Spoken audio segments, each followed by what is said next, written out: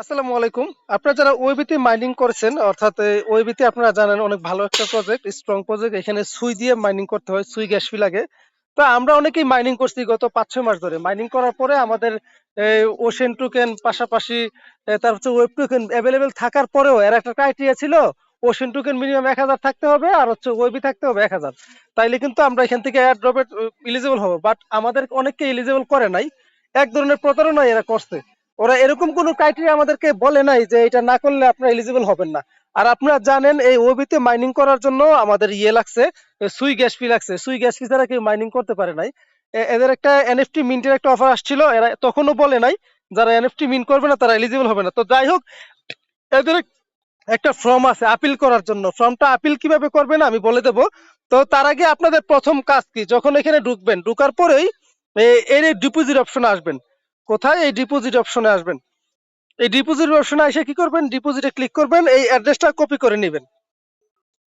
এই অ্যাড্রেসটা কপি করে নিই, কপি অপশনে ক্লিক করলে এটা কপি হয়ে যাবে। আমি কপি করে নিলাম। কপি করে নিয়ে এখানে টাচ করব। টাচ করার পরে আমরা এখানে ফর্ম ফিল আপ করার জন্য এখানে আসবো।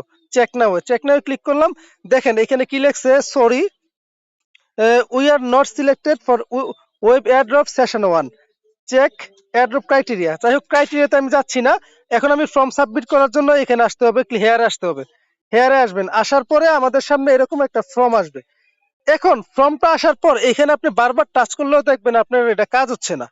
এগুলো তো টাচ করতেছেন, কাজ করতেছে না। এই অবস্থা আপনার এখানে থ্রি ডটে আসবেন। থ্রি ডটে আসবেন, থ্রি ডটে আসার পর ব্রাউজার ওপেন করবেন। ওপেনে ক্লিক করবেন। ক্লিক করার পরে আপনাদেরকে গুগল ক্রোম ব্রাউজারে অটোমেটিক নিয়ে আসবে। গুগল ক্রোম ব্রাউজারে আসার পর আপনি এখানে দেখেন টাচ করলে আপনার এটা কাজ করে। আচ্ছা, এখানে প্রথমত আপনার এখানে কোনো কিছু থাকবে না। আপনার এগুলা খালি থাকবে। এখানে লেখা থাকবে ইউর টেলিগ্রাম ইউজার আইডি, অর্থাৎ আপনি যে টেলিগ্রামটা ইউজ করেন, উইবির মাইনিং করছেন, এই টেলিগ্রামের ইউজার আইডি এখানে বসাবেন। আমার কপি করা আছে, কপি করে রাখবেন আগেই।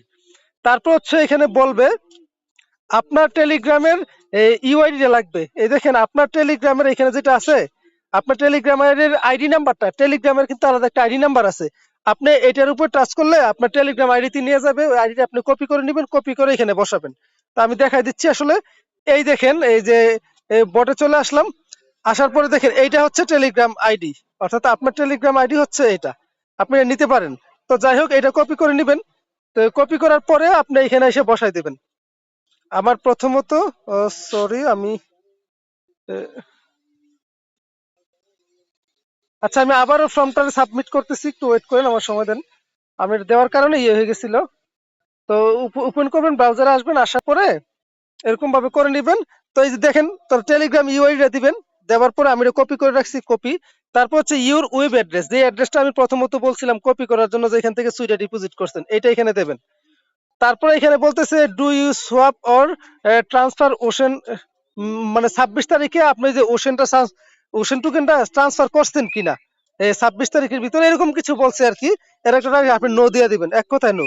তারপর বলছে যে please describe the reason why you think you may have been ban, মানে কি কারণে আপনি ব্যান করছে। যাই হোক, এভরিথিং আপনি এখানে ওই আপনি গুগল ট্রান্সলেটে গিয়ে বাংলাতে লিখবেন যে আমি দীর্ঘদিন যাবত মাইনিং করছি, মাইনিং করার পরেও এখানে আমি হইলে এলিজিবল হইলাম না কেন, আমি সবকিছু ফলো করছি।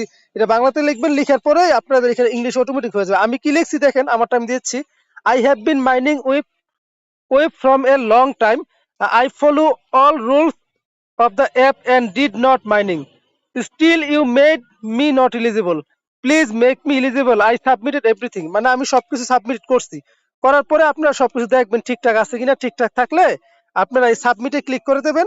এখন এখন দেখেন আপনাদের এখানে ছোট্ট করে লেখা আসছে এস ওয়েব ইলিজিবল, মানে ইলিজিবিলিটি আপিল। অর্থাৎ এখন দেখার বিষয় এরা কবে আপিল করে।